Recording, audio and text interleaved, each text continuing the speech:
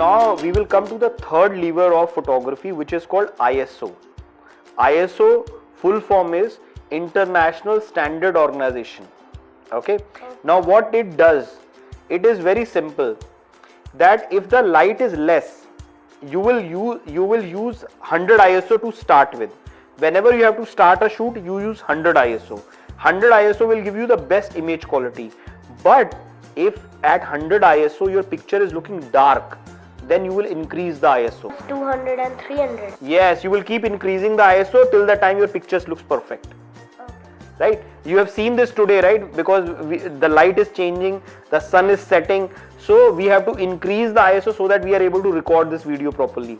Yes. Right?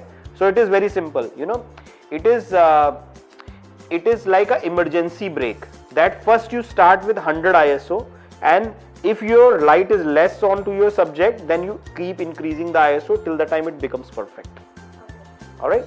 Yes. You've understood it? Yes. Okay, good. So I have to just tell you a little bit of history, which is little boring, because earlier in olden cameras there were film rolls, like we used to put rolls in them.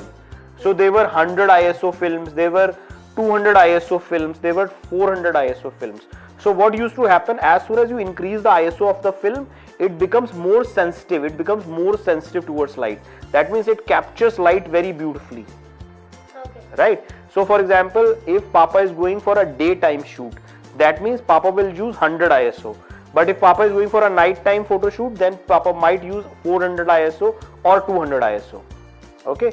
So the price was also higher. Like if 100 ISO was 100 rupees, then 400 ISO was 400 rupees. Right?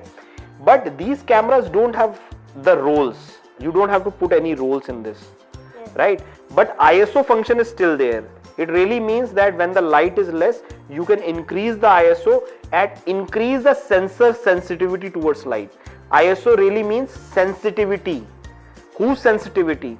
Image sensor sensitivity towards light. This is what the ISO does. Right? So you increase the ISO sensitivity, and then this camera records the light even when the light is less. You understood ISO?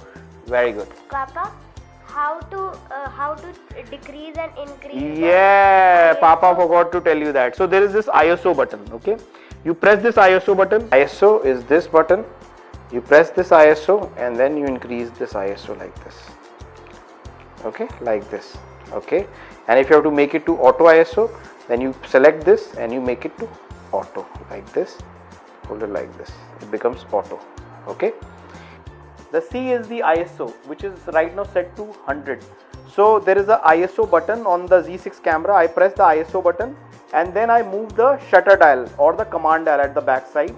So you can see that I am able to change the ISO. Okay.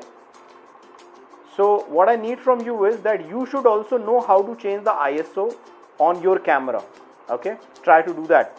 And if I have to set auto ISO, then I can press the ISO button and then press the front aperture button. It will make it to auto ISO. See, you can see this ISO has been changed to auto now. Okay. Now, if I do not know how to do auto ISO like this, then there is one more option. I go to the menu option and then I go to the shooting menu, photo shooting menu, and I come over here. In this menu, see ISO sensitivity settings. From here, you can make it to on.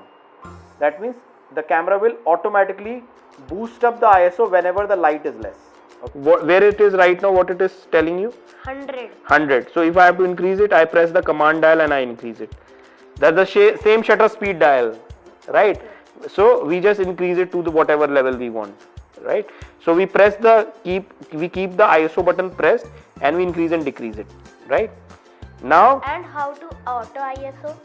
How to auto ISO? That's a very good question. So auto ISO is very simple.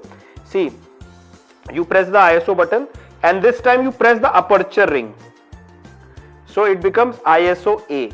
So what happens is you don't have to manually change the ISO. You don't have to manually go from 100 to 200. Whenever the light is less, automatically the camera will push it up. Push it to the level, your image becomes perfect. Okay. right? But you never use auto ISO all the time. Sometimes maybe you have to first see what is the aperture on my camera, what is the shutter speed on my camera. So first you change the levers of aperture and shutter, okay? And if you are not able to get the right light, then you increase the ISO to get the right light. Okay. Okay, perfect. You understood it? Yes. Any more questions? No. Okay, perfect, good. Now to demonstrate the ISO, let's say this particular image right now I am at ISO 100. So it is looking little underexposed. That means the light is less on this picture. So first thing I need to do is either I can increase more light. Maybe I can open the door or a window so that more light comes onto the subject. But if that is not possible, then I can increase the ISO. So when I increase the ISO, say from 100, I am moving to ISO 200. So you see that there is more light that gets added to this picture. Now if I move to ISO 400, so you can see how the light gets better when we increase the ISO. So that's the whole purpose of an ISO.